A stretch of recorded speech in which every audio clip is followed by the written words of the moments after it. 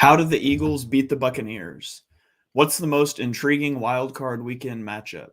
All of that and more on today's episode of Chalk Talk.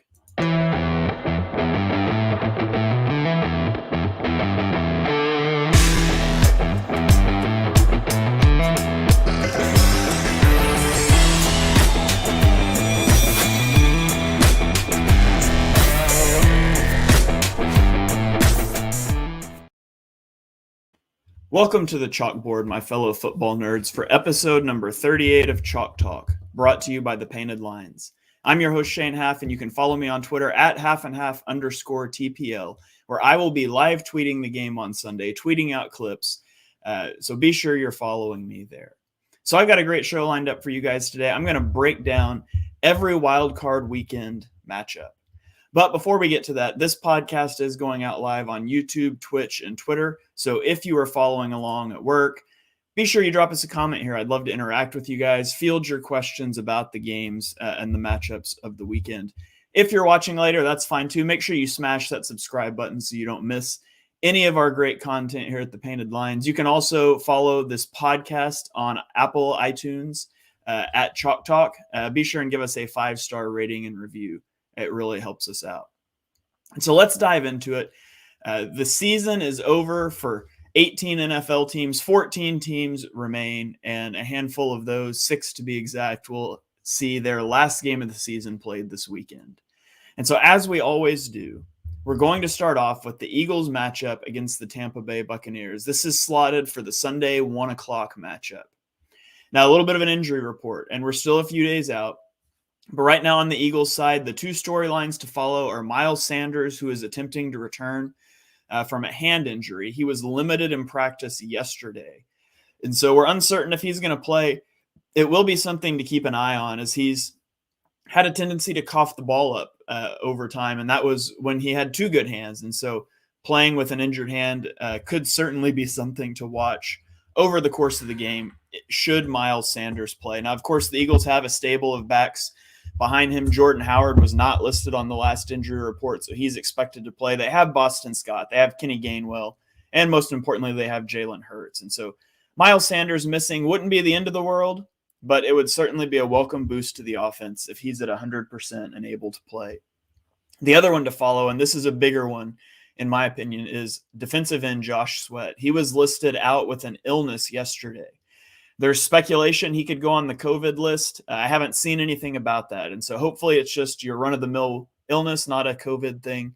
And hopefully Josh Sweat will be able to play, because getting pressure on Tom Brady is going to be vital in this game.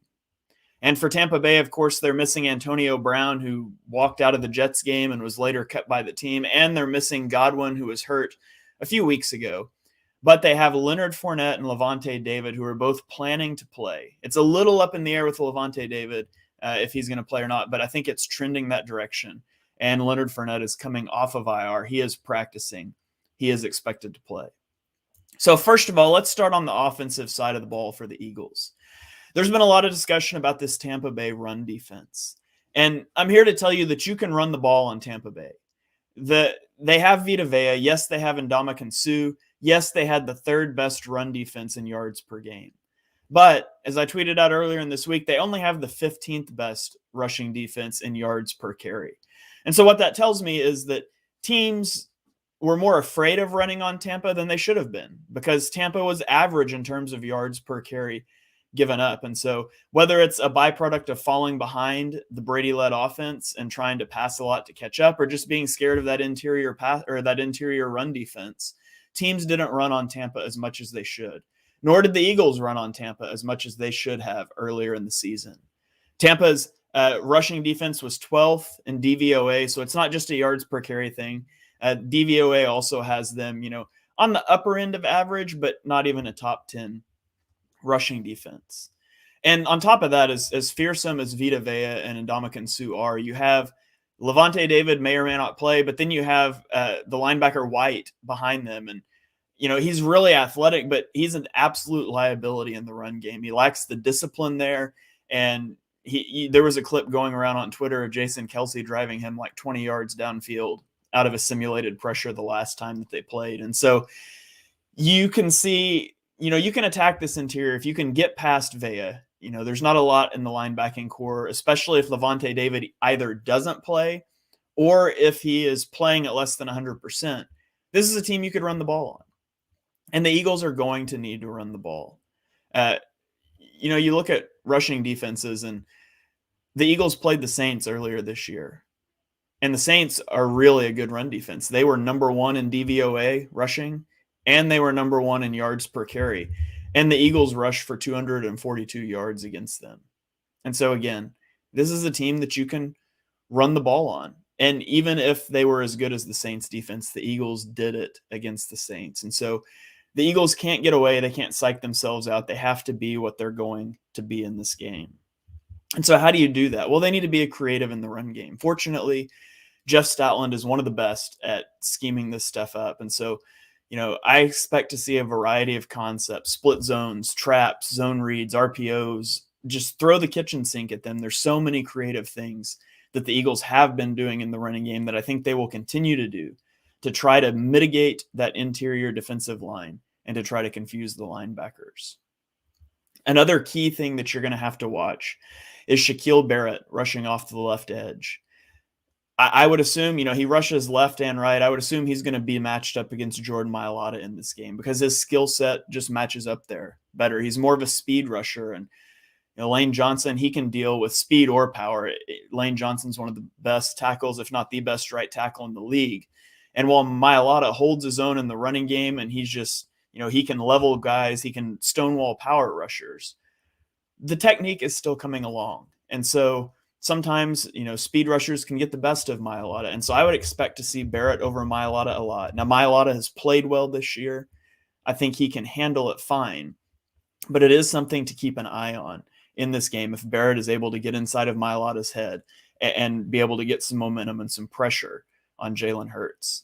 Now, this will be the first time since week 1 that the Bucs start all 11 of their starters on defense, assuming Lavonte David plays. The Eagles are going to need to take advantage of that lack of coherence. They've got guys that are coming back in David that may not be fully healthy. They've got guys that haven't played together. They've got a secondary that hasn't played together a lot. And so you can just hope for some coverage breakdowns. You need to be able to take advantage of that lack of cohesion. And so how do you do that? Well, here's the type of game plan I would expect to see from the Eagles. I think they need to establish the run early. We've already talked about that, especially with pullers. Blocking a guy like Vita Vea hat on a hat, that's not ideal. But if you can hit that guy from the side, all of a sudden, it takes him completely out of a play. Teams have done that to Aaron Donald for years. And so if you can get some trap plays going where you've got a guard pulling across and, Jason Kelce gets to the second level to meet with White and you get a guard, you get Landon Dickerson pulling across to hit Vea from the side, that's going to be a win for the Eagles if you can get into those sort of looks. If you can get into some zone read looks that are going to have to, isolate Shaquille Barrett, leave him unblocked and make him choose to dive on the running back and Hurts pulls it out, or make him choose to stand up and you've taken him out of the play without blocking him. Those are the sorts of things that the Eagles need to be looking to do early in the running game. And then, of course, stack, those RPOs that Hurts has been so good at executing on behind that. I think they need to use Jalen Hurts' mobility to move the pocket away from Barrett. So roll that out to the right side. That's the side you want a right-handed quarterback going to anyways. Give Barrett, take Barrett out of the play in that way. Give Hurts the option to roll out to his strong side and to either throw it, option A, option B, or then run. And so I want to see Hurts utilized with his legs in this game. I don't care if he takes 20 carries. It's potentially your last game of the year. So you don't need to worry about taking hits, that sort of thing. You don't need to worry about conserving yourself, your body. Just go do what you do best, which is running the ball, and it's getting Hurts on the edge. And then I think the Eagles need to heavily rely on Dallas Goedert. I think that is a pretty advantageous matchup in this game, is going to be Dallas Goedert against the Buccaneers linebackers. I think he has the ability to get open. He's a mismatch. He's a set piece. He can manhandle some of these linebackers in the running game, and I think he can get open in the passing game against these guys. And so you need to see Goedert on these outbreaking routes, getting Hurts rolling to the sideline, hitting Goedert on these outbreaking routes, I think is going to be huge for this Eagles offense if they want to have a good day against the Buccaneers. Now, let's switch gears and talk about the defense. The defense has played well over the last half of the season. The problem is they haven't faced a good quarterback since week 9 when they faced Justin Herbert.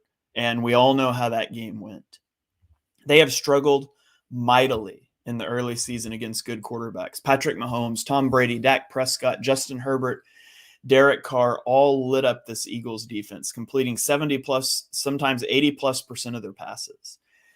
And the blueprint for that was that the Eagles would sit back. They played passively. They played soft squat, zone coverage. They spot dropped. There wasn't a lot of pattern matching, a lot of too high safety look. It was this idea that we'll play passively. We won't give up the big plays, and then we'll rally and tackle. And that's fine, but you're trusting that your defense will eventually be able to get a stop or to get a turnover, and it just never happened. Beyond that, there's not a quarterback in the league that's better at just dinking and dunking down the field than Tom Brady. Like the whole idea of playing soft coverage is you're going to make a quarterback execute a 15-play drive where he hits 12 checkdowns and not make a bad read. Well, Tom Brady's done that his whole career. And so you can't do that. You're going to have to get up and play aggressively in this game. You're going to have to try to take Tom Brady out of his element. But when you do that, you have to realize the Bucs don't just dink and dunk. They also lead the NFL in 20-plus yard passing plays. And so this is a team that'll push the ball downfield. Essentially, Brady's going to take whatever you give him. He's not going to force things. He's not going to make a lot of mistakes. He's going to read your coverages, and he's going to throw it where you're not. And nobody's better at that than Brady. And a big matchup in this game is going to be the tight ends. Now, we know that they have Mike Evans, but they've lost Antonio Brown. They've lost Chris Godwin. But they have a room full of tight ends that they've started to rely on more heavily throughout this season. Rob Gronkowski has 252 yards in the last 2 games. And so this isn't a guy who's aging out. It's not a guy who is struggling down the stretch with health, anything. Gronk has been on the last 2 games. And then besides that, they have O.J. Howard. They have Cameron Brate. Like, who covers these guys for Philadelphia? It's a question that they're going to have to answer. And so defensive game plan, what should the Eagles do? Well, the first thing is that you don't blitz. You don't blitz Tom Brady. Everybody's known that for years. Only 1.7% of the blitzes against the Buccaneers resulted in a sack this year. His time to throw was 2.5 seconds on the whole season, which was the second fastest among qualifying quarterbacks in the league. And so we all know the adage, you got to get him off his spot with interior pressure. And I mean, that's like the weakness we've identified for Brady, but in reality, that's just a universal truth for all quarterbacks. It's just that Brady doesn't have a lot of weaknesses, so that's what we roll out. And so I think that the Eagles need to take a line out of the Saints playbook. And Kevin B on Facebook's chiming in here. He says the Saints seem to disrupt Brady's rhythm by being aggressive with receivers, which could be possible with some of the backups. And I think that's spot on. You need to play press man coverage. Brady will dice you up in zone.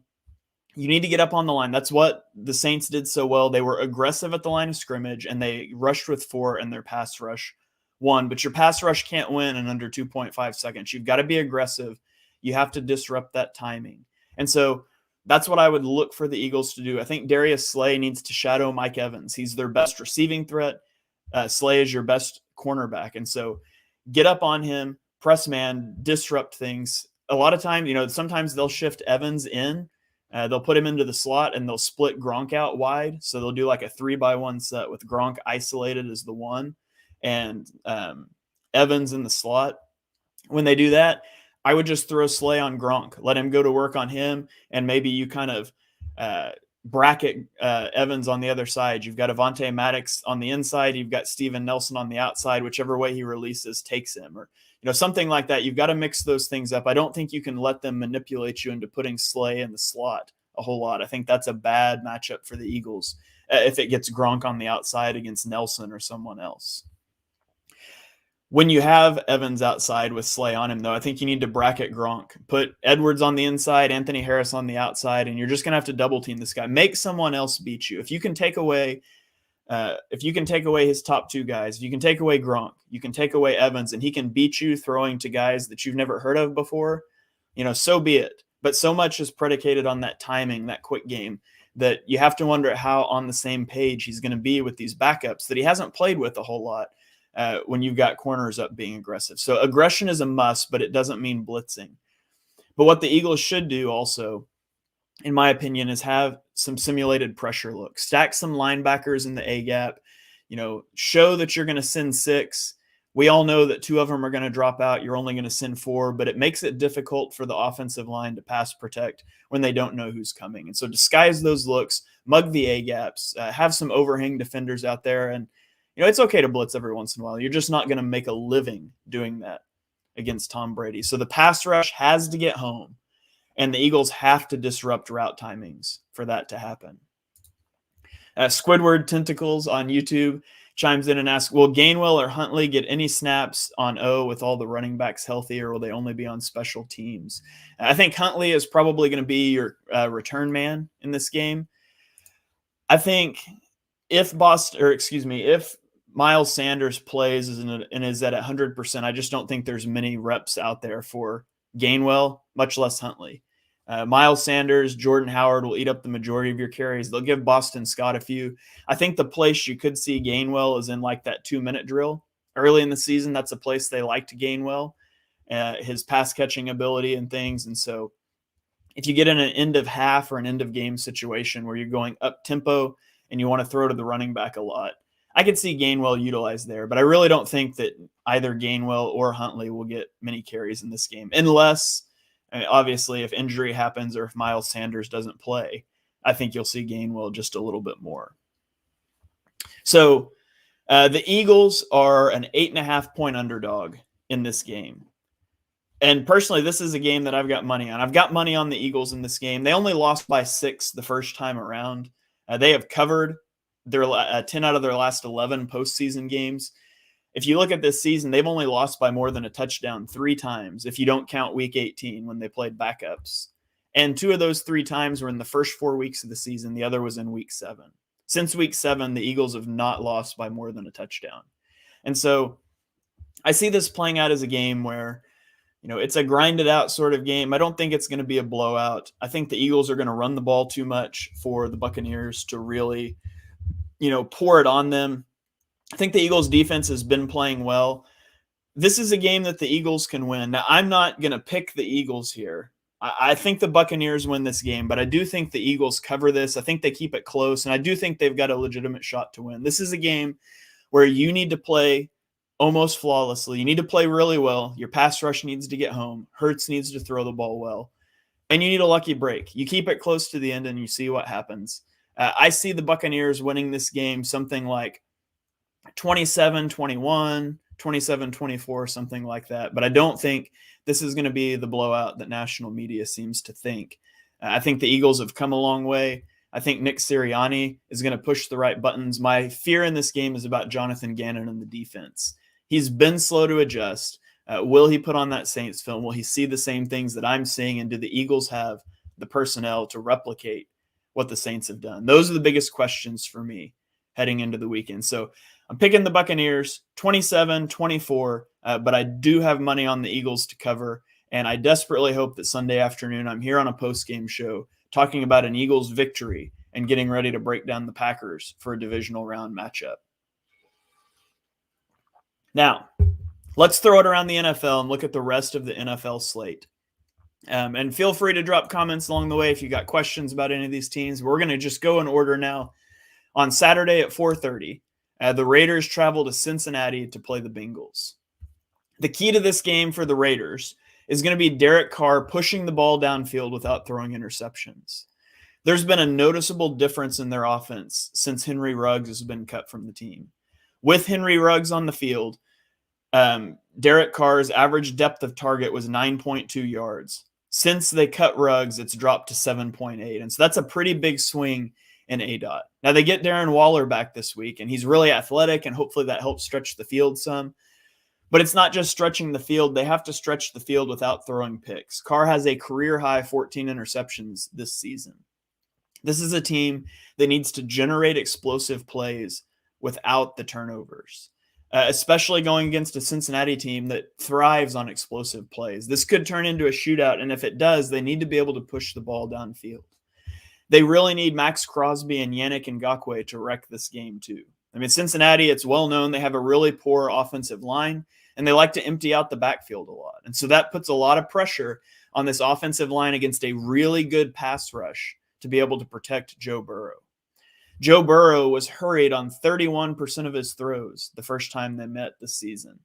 But Mixon had a big day running the ball at Crosby, and so it sort of neutralized his pass rush a little bit. On top of that, Joe Burrow has actually performed really well under pressure down the stretch. So if you go look at his charting numbers, under pressure, he's phenomenal. He's one of the best quarterbacks in the league. And so it's not that the Bengals are protecting him better. He's just become better and better while under pressure. And so the Raiders, they need to keep him under pressure. They need to put some hits on him, try to move him off of his spots and generate some of those big plays downfield. You flip it over to the Bengals side. The Bengals need Jamar Chase to have a big game. Like they defied conventional wisdom, not taking Penei Sewell and going for Jamar Chase in the draft, which has turned out to look really good. That Chase-Burrow connection has been incredible this year, and it's game-changing when they hit on these big plays. Chase is a guy that doesn't have to be open to be open. You can throw it up to him while he's covered, and he's made a lot of contested catches this year, and Burrow has a trust in him that predates, this year it goes all the way back to LSU, and so they need Chase and Burrow to function well together. Joe Burrow has thrown for 971 yards in his last 2 starts, and so he's been on fire. The Bengals beat the Raiders 32-13 on the road in Week 11, and that was in a game where Burrow didn't even play that well. He was under 200 yards passing. And so I look at this game, and I see, the Raiders' secondary is bad. They're going to try to cover it with a pass rush against a bad Bengals offensive line.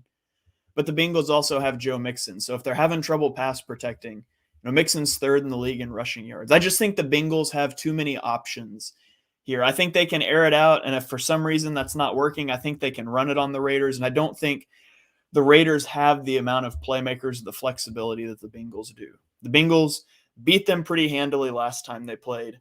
I think they beat them again, and I do have money on the Bengals laying 5 points in this game. So the Bengals -5. I'm taking the Bengals to win and to cover and move on to the divisional round. Drizzle on YouTube chimes in and says the Eagles win by 14, 31-17. This will put Jalen Hurts' career on the map. No more disrespecting my quarterback. I definitely hope you're right. I hope Hurts has a fantastic game. I would love to see the Eagles knock Tom Brady out of the playoffs once again. Moving on to the Saturday night game. We have an 8:15 matchup between the New England Patriots and the Buffalo Bills. Now, this one's in Buffalo. It's supposed to be 0 degrees. There's a chance of snow at kickoffs. This is going to be a classic Buffalo playoff game, but both of these teams are from the Northeast. They're both used to that type of weather. A big storyline to follow coming into this game is Jalen Mills. Jalen Mills is a name that's familiar to Eagles fans. He's played really well for New England this year. He's on the COVID list, and we're unsure at this point if he's going to be cleared to play. It would be a big loss for the Patriots if he's not. Mack Jones is another thing that we're going to watch out. He started the year on fire, looking like the best rookie quarterback. He's kind of cratered over the stretch or down the stretch this season. He has a time to throw of over 3 seconds if we look at just since Week 11, and he's become the most blitzed quarterback in the NFL.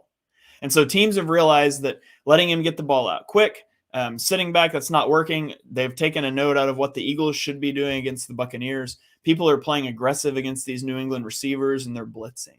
And that's what the Bills are going to do. The Bills are going to play man coverage. They're going to blitz. The question is, can the Patriots win this game by playing conservative? Well, the first time they played, that's exactly what they did. They played in a monsoon, crazy rain and wind, if you guys remember that game. And Mack Jones threw 3 passes for 19 yards, and they won the game. The second time they played, it was a little more normal circumstances weather-wise, and Mack Jones went 14 of 32, and he threw 2 picks. Now, again, I already mentioned it's going to be cold, 0 degrees, and a chance of snow. How does that affect the game here? The Patriots are going to need to be able to run the ball against what is an otherwise locked down defensive unit for Buffalo. Buffalo is really good against the pass. They have shown their struggles against the run. And so a key in this game for New England is going to be being able to establish the run and protect Mack Jones. On the defensive side, they really need Matthew Judon to show up. He had 12 and a half, he has 12 and a half sacks on the season, but he has no sacks and not even a quarterback hit in the last 4 weeks. And so he's really just disappeared and fallen off. They need Judon to be able to wreck this game. They need him to pressure Josh Allen. They need him to move Allen off of his spots and make him uncomfortable. Looking at this matchup, the Bills are more talented in every aspect. They've got the better defense. They've got the better quarterback. They've got the better everything except head coach. And it's hard to underestimate a Bill Belichick team. You have to know he's going to have these guys ready to play. He's going to have a good game plan. I just don't know that it's enough to overcome the Bills' talent gap. For the Bills, Josh Allen is their offense. He is their running game. This season, they've never lost a game with Josh Allen rushing for over 50 yards. He has 763 rushing yards on the season, and he's been their leading rusher 3 out of the last 6 games. And 2 of the times he wasn't, he rushed for 63 and 81 yards. And so this team goes as Josh Allen goes. If you can get Josh Allen to have a bad game, they're going to lose this game because he's not just their passing offense, he's their rushing offense too. Josh Allen's having a bad game, you can't just turn around and hand the ball off. The Bills don't have a running game outside of him. And so it's a lot of weight on Josh Allen's shoulders. Josh Allen can be a high variance quarterback. And so as I think about this game, nobody is better at taking away what an opponent wants to do than Bill Belichick. And I think they have a puncher's chance here. They can make life difficult for Josh Allen. If they can force him into some turnovers, get some short fields and some momentum early. Yeah, Kevin says don't fully trust Josh Allen. I agree. I don't fully trust him. And that's the wild card in this game for me. If Allen has a bad game, the Bills lose. But if Allen plays, at an average to above average Josh Allen level, I think they win this game. And so the Bills are going to be my pick here. I wouldn't be surprised, though, to see Bill Belichick roll something out that just makes life difficult for Josh Allen and for the Bills. Okay, let's roll on to Sunday, the 4:30 game. The 49ers traveling to Dallas to take on the Cowboys. This is, Kevin says, high variance sounds so much better or so much more benign than inconsistent. That's so true. We could say high variance, we could say inconsistent. The reality is you can't ever fully predict what Josh Allen's going to do. But I will take his highs and I'll live with his lows, and I think Bills fans would as well. Okay, so on Sunday at 4:30, the 49ers travel to Dallas, and I think this is the most intriguing matchup of Wildcard Weekend. This game, I have no idea what to expect. For the 49ers, they need to win early downs on both sides of the ball. On offense, Jimmy G is worse the longer he has to hold onto the ball and the further he's asked to push it downfield. On the season, on plays that he has thrown the ball under 2.5 seconds, he completes 72% of his passes with 11 touchdowns, 5 interceptions, a passer rating of 104. If he holds the ball over 1.25, his completion percentage drops 10% to 62%, and he's thrown 9 touchdowns to 7 interceptions with a 90 passer rating. So there's a 10% difference in completion percentage. There's a 14-point difference on passer rating. And when getting the ball out fast, his interception rate is 1.9%.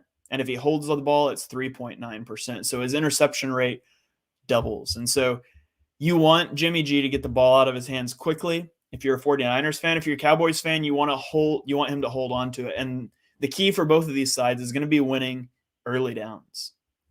If they can win early downs, if they can stay ahead of the sticks, it allows the 49ers to do short drops, which gets the ball out of Jimmy G's hands faster. It can negate Micah Parsons' pass rush ability, and it can help mitigate Trevon Diggs' big play ability downfield. And so that's a key for the 49ers in this game.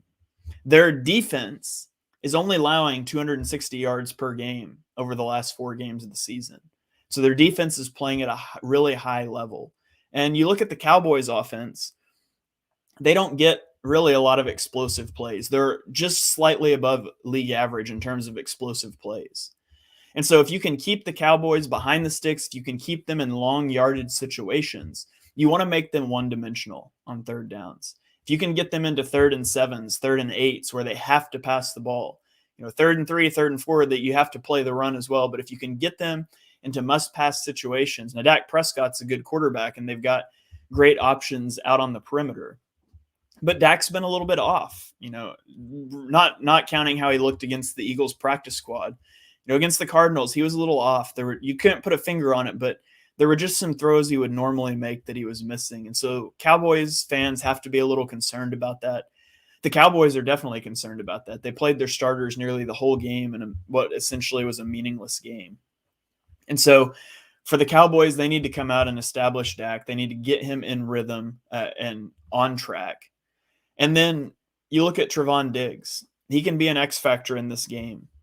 Diggs gives up a lot of yards. He's given up, I had the numbers at one point and I've closed the tab, but he's given up like a ton of yardage comparative to other corners, but he also has a lot of splash plays. And so you kind of feast or famine with him. With the pass rush that Dallas has, especially with Parsons, it can create opportunities for Diggs to make plays, to key on Jimmy G downfield. And so as much as the 49ers need to stay ahead of the sticks and they need to keep Dallas behind the sticks, I would say the exact same thing is true for Dallas. So the key for this game is going to be who's going to win at the line of scrimmage. And right now, I'm going to take Dallas in this one. I have more faith in the Dallas offensive line than the 49ers offensive line. And I think Micah Parsons is just kind of an X factor off of the edge. And so this is the most up in the air game for me. It's the most intriguing game. It's the one that I absolutely, obviously outside of the Eagles game, am most excited to watch. But I'm going to take Dallas in what I think will be a really good game. Well, speaking of really good games, let's talk about a game that's not going to be a good game. And that's the Sunday night game. 8:15, Pittsburgh travels to Kansas City. I have no idea why the NFL didn't hide this game on the Sunday 1 o'clock slot or a Saturday game, but they put it on Sunday night, the primetime game. And they have Pittsburgh, a team that backdoored into the playoffs. They almost didn't make it if the Chargers and the Raiders would have ended up in a tie, and it was so close. But Pittsburgh is in. Big Ben is going to travel to Kansas City. Now, for Kansas City in this game, they need Tyreek Hill and Travis Kelce to be healthy. Travis Kelce got banged up last week. Hill injured his heel in warmups. That's kind of hard to say. Heel. He injured his heel. I think they're both expected to play, but it's something to keep an eye on. This is a game the Chiefs, you certainly expect them to win, and you're almost more concerned about them getting out of the game healthy than the result itself. They need these guys to be healthy, and they need to be able to move on to the second round at 100%. They need to keep their turnovers in check. Early in the year, in the first half of the year, Patrick Mahomes threw 10 interceptions, which led the league. And it led a lot of people to make ridiculous statements about Patrick Mahomes and the Chiefs. And the truth is, a lot of those were bad luck plays, too, and there's always a degree of turnover luck. But we had passes batted at the line of scrimmage and intercepted, things like that. But he's turned it around. He's only thrown 3 interceptions in the second half of the season. So they need to keep those turnovers in check, especially against a Steelers team that struggles to move the football. If you give them short fields, that's the worst possible scenario. You want them driving 70, 80 yards because you don't think they can do it. But if you give them the ball at midfield, they just need a first down to get into field goal range. And that's a situation you don't want to find yourself in early. The Chiefs defense, meanwhile, they were bad at the beginning of the year. They smoothed it out, and then they've been awful the last 2 weeks, giving up a combined 839 yards to the Bengals and the Broncos combined. And so they have to get back on track, and this is as good a team as any to do it against. The Steelers have been pretty poor this year on offense, moving the ball down the field, and so you got to like the Chiefs' defense's chance to rebound here. Now, one thing to keep an eye on is early in the year, I think a lot of Patrick Mahomes' struggles were due to the fact he knew the defense wasn't going to be able to do much to stop him or to help him out, to get stops. And so he started to press. He started to do too much. And now that the defense has regressed, you've got to hope that Patrick Mahomes doesn't fall back into that mentality. So the best thing they can do is get a few stops early. And, if Pittsburgh ends up, ahead in this game 7 or 10-0 or something like that, you have to wonder if Mahomes will hit that panic button and start trying to carry the whole team again. Kevin on YouTube says, keep up the great work. Appreciate your football insight. I appreciate it. Thank you for joining in. Hope you can catch the rest of the show later on the review or on the archive. And so let's finish out this Steelers game. I got a question here from Squidward Tentacles. I'll answer here in just a second. Patrick Mahomes this year, I want to do this breakdown on the time to throw again with him because I think it's a stark contrast. When throwing under 2.5 seconds, Mahomes completes 75% of his passes with a 110 rating and a 1.5% interception rate. When it's over 2.5, his completion percentage drops all the way to 53%. That's a 22% drop. His rating drops to 81, and his interception rate balloons up to 5.5%. And so we think a lot of Mahomes is this guy running around, making the sidearm throws, but the reality is, and Mahomes has even acknowledged this, that he needs to be able to play in structure. Something he wasn't doing at the beginning of the year. It's something he's settled into. But if the Steelers can move him off of his spots, they can make him hold on to the ball, then, you could see a chance for the Mahomes turnovers to rear their head. And the Steelers do have an opportunity to do that. They've got Minkah Fitzpatrick, who's kind of an all-around wild card in that secondary. He does everything for them, from slot to outside corner to safety to even linebacker. He moves around everywhere. And then, of course, you've got TJ Watt and Cam Hayward. You got all these guys rushing off the edge. And so I think the Steelers have a very, very small chance. I think they've got the least chance to win a game of all the playoff teams. But I do think there's a path, and that pathway involves getting after Mahomes early and making him run around. Give him shades of the Super Bowl last year when he was constantly running for his life from the Buccaneers. And I think you could force him into some turnovers. And so they need to make Mahomes hold on to the ball. They need to make him feel like he has to do it all himself, and then just hope they get some interceptions on the short fields. Now, for all that talk about how you do this, they matched up 2 weeks ago, and the Chiefs won 36-10. And I really don't expect a different result in this game. I think the Chiefs are going to blow out the Steelers. But this is the blueprint if you're the Steelers. It's what you have to do, and it's what you have to avoid if you're the Chiefs. Okay, bouncing to YouTube for a question before we finish off with the Monday night game. It says, 5 quarterbacks are making their first playoff starts. How much do you factor nerves and anxiety? That's hard to tell. You look from a guy like Derek Carr, who has been in the league for what seems like forever, and he's making his first playoff start. For a guy like him, I would imagine it's not, the most nervous atmosphere. He's been around for a long time. He's the consummate pro, all of that. He's had his team, it's got to almost be a sense of relief. A couple of years ago, he had his team headed to the playoffs, and then week 16, he broke his leg, and so he didn't get to play. And so there's got to be a little bit of just excitement on that end to finally get there. I don't really look for nerves to play a big part for a vet, like Carr. You look on the other end at a guy like Jalen Hurts, who is in his second year in the league, his first full year as a starter. And I think that's a situation where you could see more nerves kick in for a younger guy, although I don't think it's really going to factor in for Hurts. I mean, in college, he was in the college football playoff all 4 years he was in college. He's kind of like the ultimate gamer, a guy that keeps his cool. He's composed. And so, on both ends of the spectrum there, and we could talk about the others as well, I guess, but on both ends of the spectrum, I don't really expect it to be a huge nerves thing for them. But we'll see. We'll see how that plays out on the field. Okay, now let's head to Los Angeles for Monday Night Football. The Arizona Cardinals are traveling to Los Angeles in a rematch of a game that's already been played twice this year, an NFC West showdown. The keys for this game, I think on the Cardinals side, the Cardinals have to do a better job of protecting Kyler Murray. They've done a really poor job protecting him lately. They need to protect him. They need to give him time to stand in the pocket, to run around, to play playground football. That's what this offense is. Cliff Kingsbury does a poor job of helping Kyler Murray out. So much of what they do that works is because Kyler plays football like you played flag football and intramurals in college. I mean, it's just running around, pointing for guys to run and scrambling, and that's pretty much their offense. I'd love to see him with a coach that would work with Kyler to give him a little bit better structure. But it is what it is at this point. So they need to protect Kyler Murray. Rodney Hudson is just now coming back, which could really help. It helps that offensive line out. He was back last week and didn't play very well, but I believe it was his first game back. And so hopefully he knocks the rust off and he's ready to go in playoff shape. And then on the defensive side, the Cardinals need to defend the deep ball better. The last 5 weeks, their opponents have completed 62% of passes that traveled 15 or more air yards, and they have no interceptions. Well, you're facing a quarterback in Matthew Stafford who wants to push the ball downfield. He's got a big arm. He's aggressive. He will try to fit it into tight windows. He's going to give you what is potentially interceptable passes. You have to be able to make plays down the field, and it's something the Cardinals have really struggled with. And so they need to get pressure on Matthew Stafford, and they need to be able to pick the ball off downfield when Stafford tries to force those throws.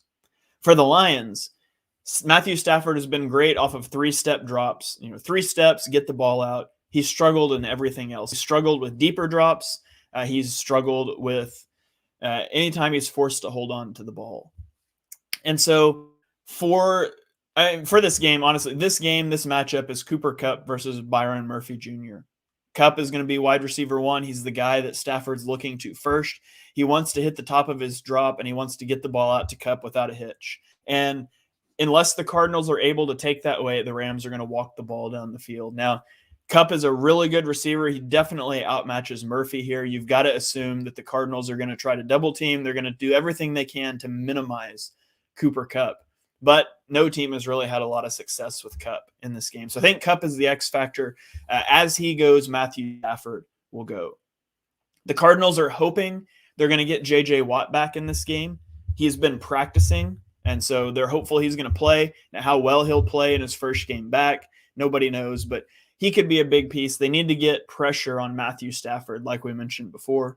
Unfortunately for the Cardinals, DeAndre Hopkins is not expected to play in this game, still dealing with an injury. And I think that's more than anything is what pushes this over the edge for me in favor of the Rams, is that Hopkins isn't back. This was just an entirely different team when DeAndre Hopkins was on the field, and him being gone really hurts this passing offense. It hurts their ability to push the ball downfield. And so I think Aaron Donald is going to be able to help collapse the pocket here.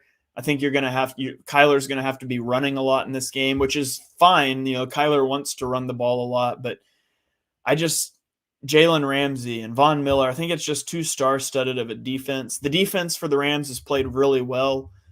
The only reason that a lot of these games have been close is because Stafford has struggled, and I expect Stafford to bounce back and have a good day with some advantageous matchups against the Cardinals.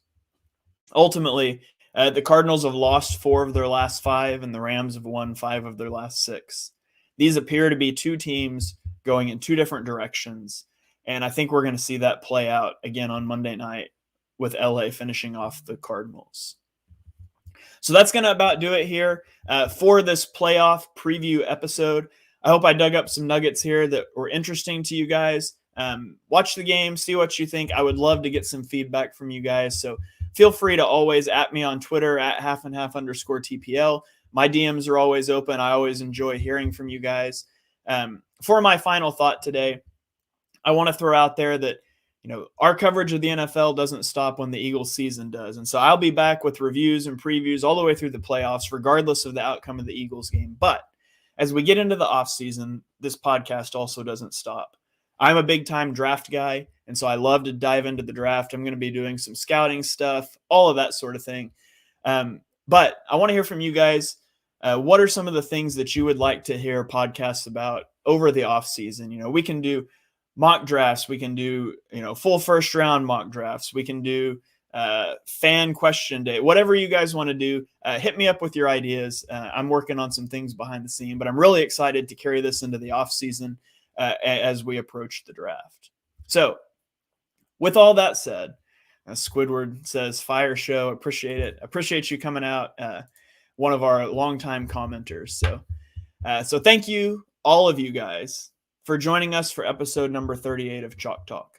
If you enjoy what you heard on the show, and I hope that you do, be sure you smash that subscribe button so you don't miss the next episode. Drop us a 5-star rating and review on Apple Podcasts. You can follow me on Twitter at @halfandhalf_TPL. DMs are always open. Feel free to hit me up. And so from me, from Mark, from the Painted Lines, we'll see you guys next time.